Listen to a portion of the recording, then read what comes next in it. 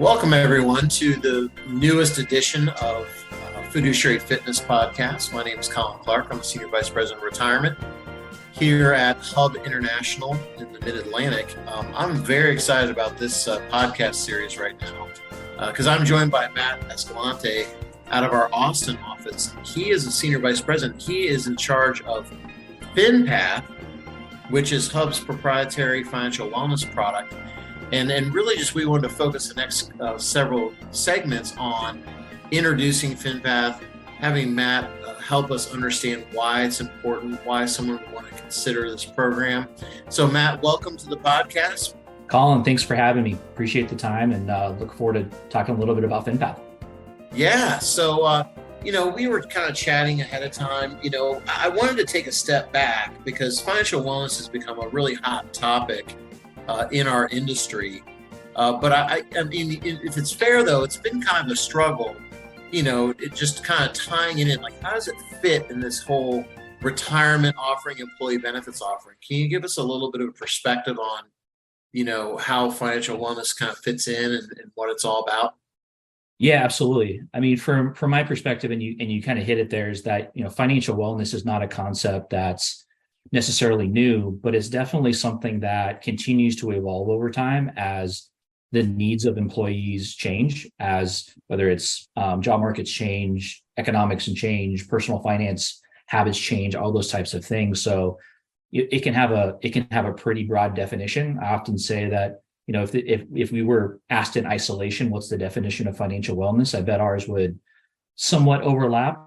There would probably be some nuances of it that are dramatically different. And, it could be anything from retirement readiness as a measure that people are looking at, or potentially loads of debt that people might have, or credit scores, and all of those types of things. So, when looking at a financial wellness program as a whole, I think it's important to consider all of those things.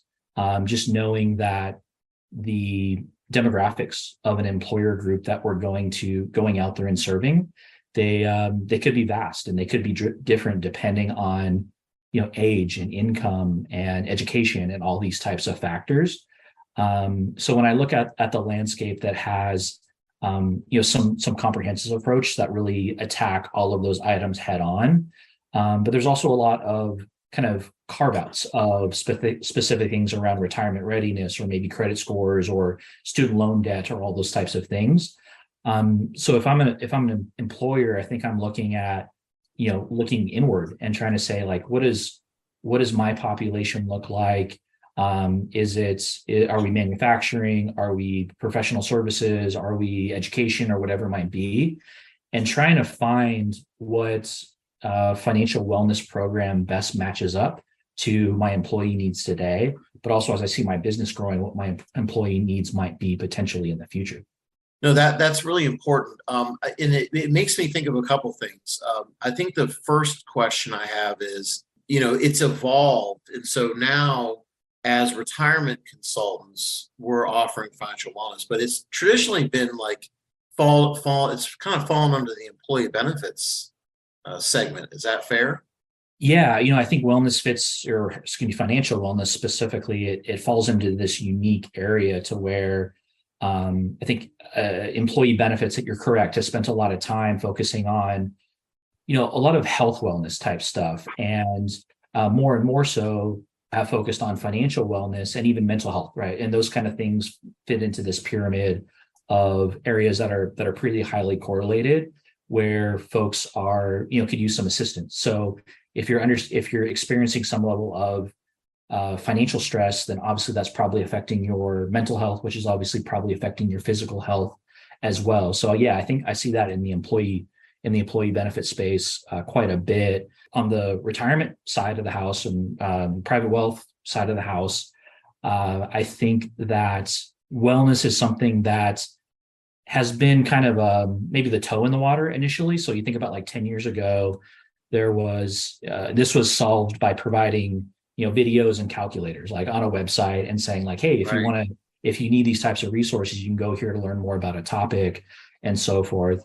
Within the retirement side, I think these have kind of been repackaged and now branded as financial wellness. And that's kind of the first entry. It's kind of But I think the challenge is it's oftentimes it's the same videos, it's the same calculators, it's all that same stuff now just branded under wellness instead of education. But where I think we missed the mark, but advisors are really getting a lot better, is focusing on processes behind it. Because whether it's education or it's financial wellness or whatever it's framed, without some kind of a process to actually drive individuals to that information, and then also supplement them with the ability to not just learn more about that topic, to actually understand that topic better, is where the retirement side is pushing the needle forward.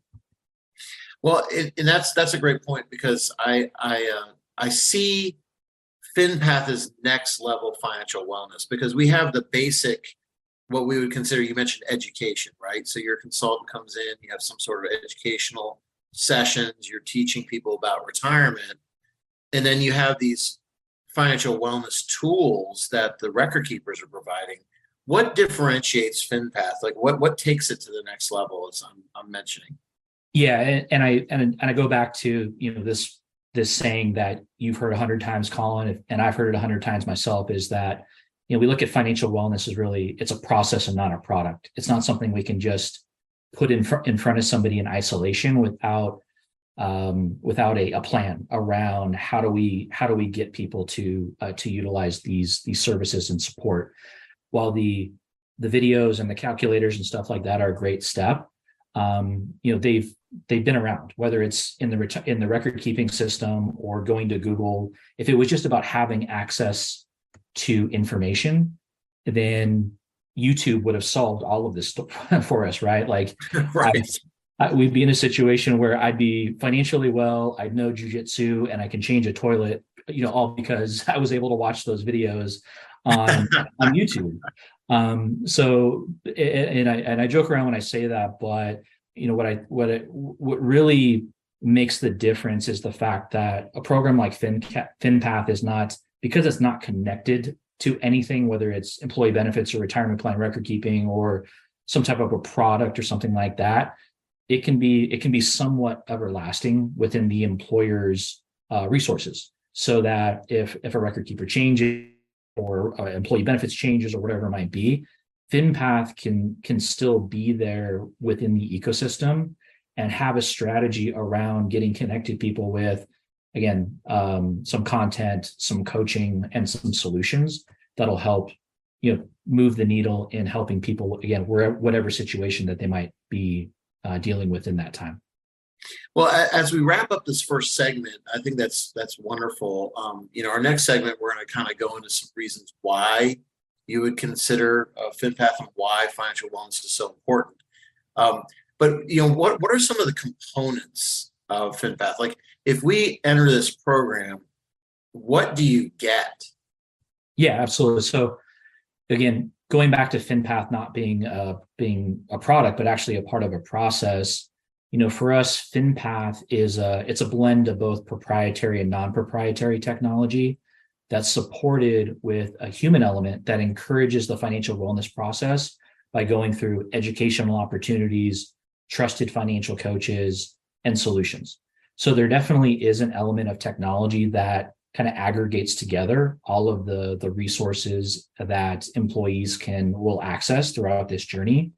And that'll help them to improve their knowledge of a certain financial topic that may be causing them stress or they're about to embark in.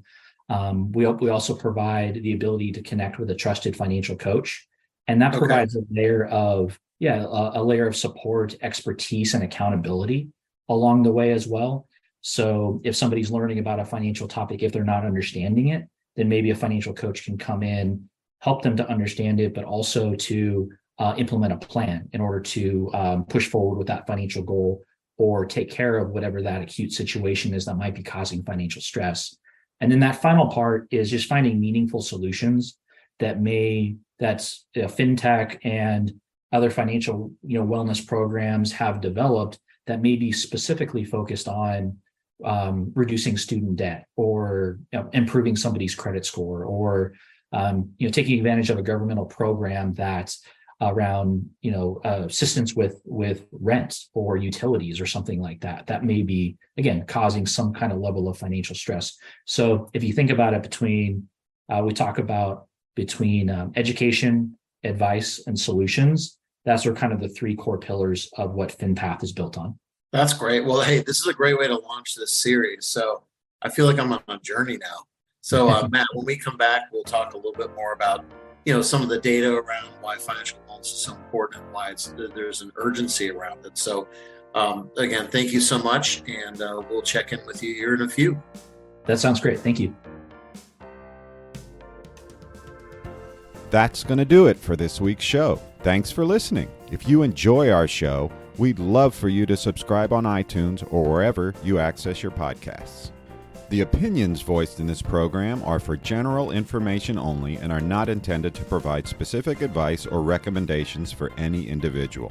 To determine which investments may be appropriate for you, consult with your attorney, accountant, financial, or tax advisor prior to investing.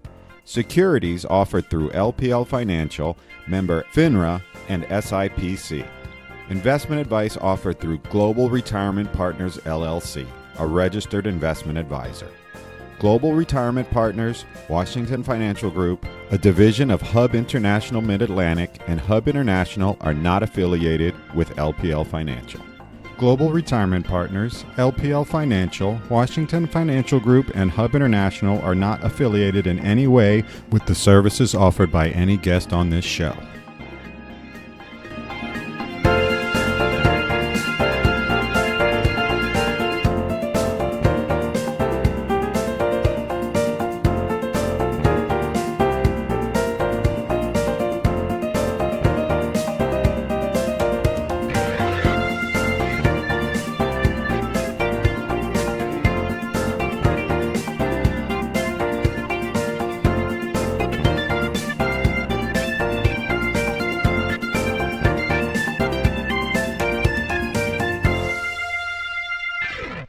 Poor Jeff, he's having to listen to this conversation.